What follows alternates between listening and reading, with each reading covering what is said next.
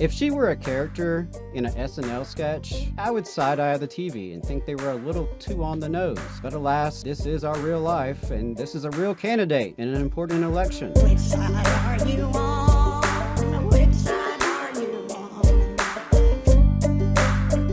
That's a good segue into Angela McClure. We opened up that historical segment with a clip from McClure on the radio, and we did that because she is running for Huntsville City School Board now. She's in a runoff, the only runoff locally that we've got, versus Andrea Alvarez. Alvarez got over twice as much in the first round. She was like 60 votes away from winning outright in the first round. So probably McClure's not going to win, but it's worth understanding. It's worth understanding more about her. So Adam, you did a deep dive into McClure. So can you tell us what her deal is? Sure. So, as Jacob mentioned, we've previously covered the August 2022 city elections in Huntsville, and that includes the runoff on September 20th. And there is actually a District 2 city council race between David Little and Bill Yell, along with the school board seat for District 3 between Andrea Alvarez and Angela McClure. I interviewed Alvarez last month. You can find our full discussion on YouTube, where we chatted for about half an hour on various topics, including some important labor relations issues like teacher turnover and the privatization of support staff. And while I encourage you to give that a listen, today we are talking about her opponent, the bizarre reactionary Angela McClure.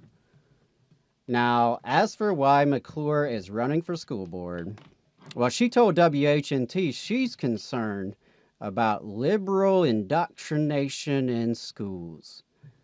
Unfortunately, no, I'm not kidding.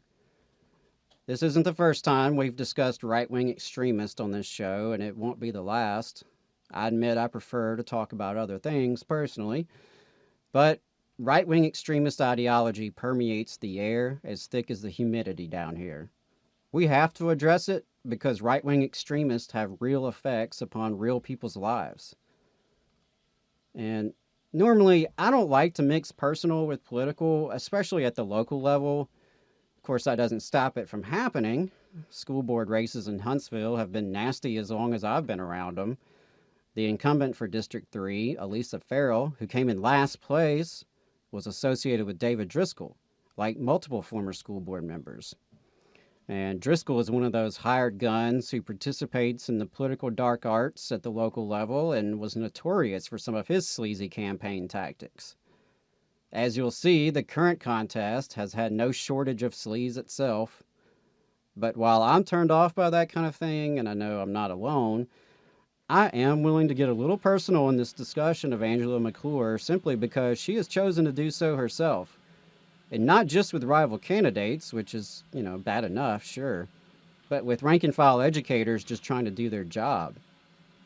And because, frankly, some of the information is enough to make me question this person's fitness for public office. And maybe this person's fitness to operate heavy machinery, be allowed near sharp objects, or to use the internet unsupervised. McClure seems very eager to get into GOP politics, and this is actually her second campaign of 2022, having tried and failed to get elected as a state house representative. In that race, her antics drew mockery from Dale Jackson, local right-wing radio shock jock. After being trounced in the State House District 20 race, McClure turned her attention to the technically nonpartisan office of Huntsville School Board District 3. McClure is one of 3 right-wing extremists to run for this year's Huntsville School Board elections. All 3 are apparently tied to a group known as 5 Strong, which is reportedly tied to the Mo Brooks family as well as Casey Wardynski. And these appear to be some of the same folks behind the anti-masking rallies at the school board a while back. I'll admit the details are a little fuzzy here.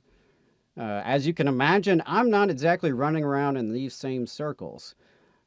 Trust that this research alone was enough to drive me almost as crazy as McClure seems. McClure really got on my radar back in July when she used a screenshot of an email for fundraising. The email came from a Huntsville City Schools counselor and even included her name, which I won't divulge here. The counselor sent an email to her faculty recommending that staff include their pronouns in their email signature. The counselor said, quote, "I am trying to be open and inclusive with my students who prefer other pronouns and let them know I am supportive of them." The counselor then went on to share a quote from an expert supporting this rather innocuous practice. Angela McClure found this so objectionable that she used the email, again with the employee's name, on her campaign social media pages, attempting to raise money. She stated, quote, "Our school should not be a political incubator to indoctrinate our children, double exclamation point. Pandering this ridiculous liberal agenda has no place in our schools." All of this absurd rhetoric and this cruel doxing of an educator over including pronouns in an email signature. And just so y'all know, might be a good time to point out, Huntsville City Schools has already been subject to multiple lawsuits in recent years by LGBT students and their families. The idiocy doesn't stop there. In an earlier statement to her supporters, McClure stated, quote, "Regardless of what educators tell us, socialism is infiltrating our schools and we must put an end to it," close quote. Which, that brings up a lot of thoughts for me. I would love to see Miss McClure define the word socialism and correctly use it in a sentence. Maybe do a PowerPoint presentation. McClure told WHNT, quote, "We must make sure that CRT and SEL curriculum and training do not infiltrate our classrooms and stop age-inappropriate sexual education," close quote. You'll be forgiven for not knowing what the hell she's talking about. For what it's worth, SEL refers to social emotional learning, which, like critical race theory, has become a scholastic boogeyman among certain segments of the far right. Ironically, in the very same interview where she decries social emotional learning, she then goes on to state that the schools should be doing more for mental health. I suppose the idea that social emotional learning might be connected to mental health in schools never occurred to her.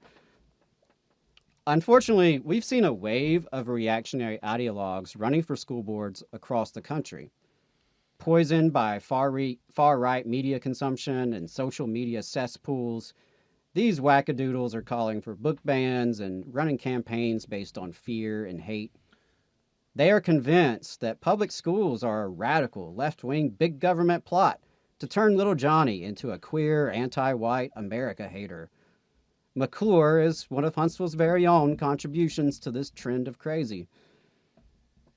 Now, one of the more bizarre things to happen during this campaign was when Angela McClure filed a police report on her opponent, Andrea Alvarez, apparently accusing her and her campaign of stealing signs and therefore committing theft.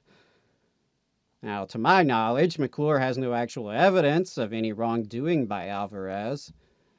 Apparently, it all stemmed from a Facebook discussion where multiple individuals were reporting that McClure had actually violated the law by placing her campaign signs on public property, including on public school property.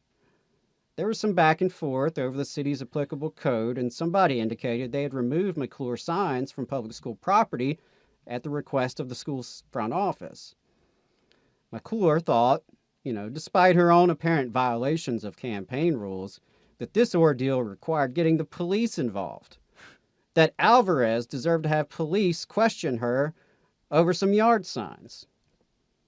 Now look, I'm all for playing hardball in politics, but calling the police on your opponent because somebody possibly supporting her may have possibly removed some of your yard signs that were probably posted in unlawful areas to begin with, really? That's a whole nother level of absurdity. But it does seem to track with what we've seen from and heard about Angela McClure. As I mentioned earlier, there's some concerning reports about Angela McClure's character and fitness for office.